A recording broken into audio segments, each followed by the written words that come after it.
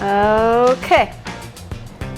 And when it's at this point, really gorgeous. A little bit more color with the red one. This is my grandmother's method. I will continue rolling this till I reach the size I like. Now that I loved it, I enjoy it.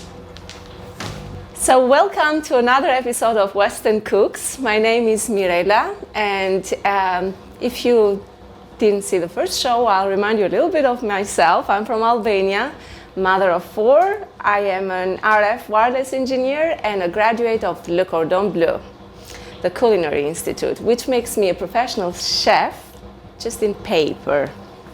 Reality, I love to cook, I love to travel, and I just actually recently came from Africa when I visited Botswana and Cape Town, South Africa. And throughout my travels, I've been really lucky, traveled a lot, more than 200 countries around the world. And there is one theme that hits home is flatbread, unleavened flatbread. Every culture has it.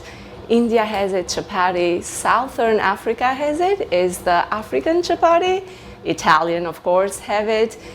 And I will always stay true to my roots, Albanian. We have variations of flatbread recipes, but my favorite is burek. Turkish people will claim that is Albanian. We do it a little bit differently. So today's title of this episode will be Variations on Flatbread. My little girl, my smallest little tiny little girl, wrote this for me. Variations on flatbread around the world. Albania, burek, Africa. You, because of the lions. I showed my kids some pictures of me so close to the lions and leopards, and this is what they wrote here. Italy, pizza. It's actually flatbread, a variation on it. Middle Eastern, well, you'll see. And India, chapati. That was from my little girl, my sweet little girl. Okay. First and foremost, hair up. I hate when I find hair on the food. I'm sure everybody is the same. But anyway, hair up. My favorite apron, present from my brother in Albania, and I don't know, it has my name, Mirela. And let me remind you, the meaning of it is the musical notes, do, re, mi, fa, sol, la, si, do. It's Mirela, right here. Apron, and I don't know how my hair looks, it doesn't matter, really. It's up. And towels. This is from Alsace. That's their bird, the Alsatian stork. Anyway, it's good for cleaning.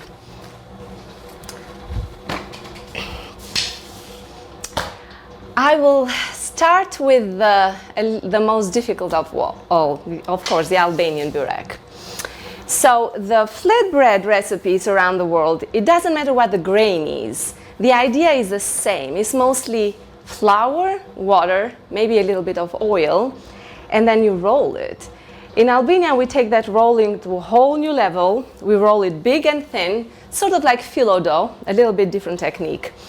And we layered it with anything you want. It's usually savory stuff. So I will do today leeks and cheese and eggs. Few variations on that. So let's start. I use for this recipe in particular, I'm using just regular wheat flour. You can use gluten-free flour. This is whole wheat. About measurements. I know I mentioned before that I don't measure. Let me clarify that. I don't measure the recipes, I do a lot. But for the new recipes, I always do measure in the beginning, first time. And then I change it to my taste and all that. So this is all about 2 to 3 cups of flour, little bit of salt, create a well in the middle,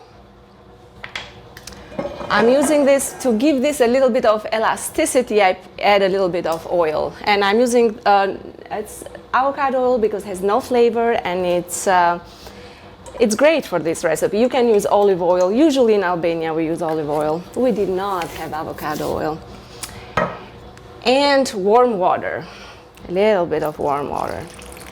And that's it. Easy, messy. Messy is good, especially for this one. Keep working it. Don't worry about the mess. Everything will have dough around. So I want for this like a firm dough, a dough that I can roll. So best will be to just use one hand now. This is it. This is the dough I'm looking for. Now, I'm gonna knead this. See, you don't need to go to the gym. How awesome is that? Keep kneading it for, well, about 15 minutes, half an hour. The more the better. It's gonna be elastic. Awesome. The gluten, you want that gluten here to make it even more elastic. If you're using a gluten-free flour, don't worry. It's just that the dough is not going to be as elastic, so it's going to be a little bit thicker. You don't need it to be too thin. And I will tell you why very soon. We will keep doing this for half an hour. But lucky us,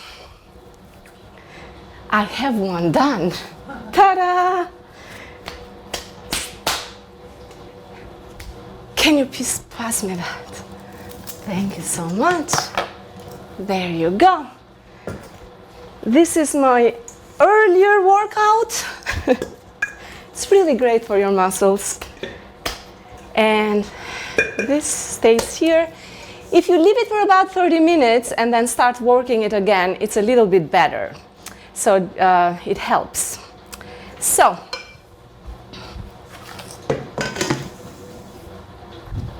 I'll see you later. See how nice this is, looks like. Oh, it feels so good in your hands. It's like, look at that, elastic. It's like Play-Doh, really. So good, we're done with the dough part. Don't need this anymore. Need to clean up here a little bit. Okay. And here comes the rolling part. Okay.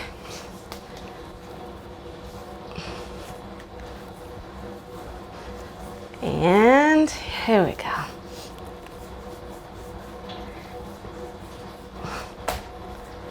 We're gonna make this, we're gonna turn it into like the small, tiny, little balls. And each of them is going to be one flatbread.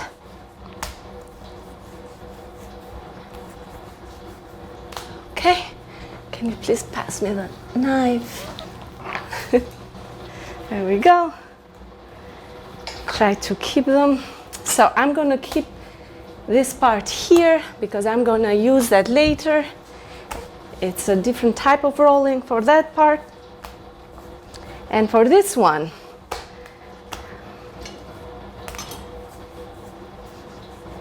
that's it. Oh, about this big. So I have 4 of them here.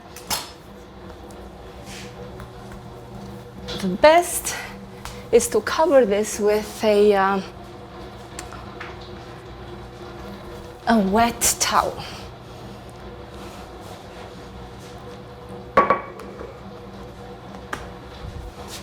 So they don't dry. That's it. And then they don't stick. Okay. So to roll this, in order for this to not stick, a lot of people use flour. I do prefer cornstarch because you need very little cornstarch instead of a flour, and flour will make this thick. So this is the cornstarch. I need space and you'll see why. Start with this stick. Try to make it round.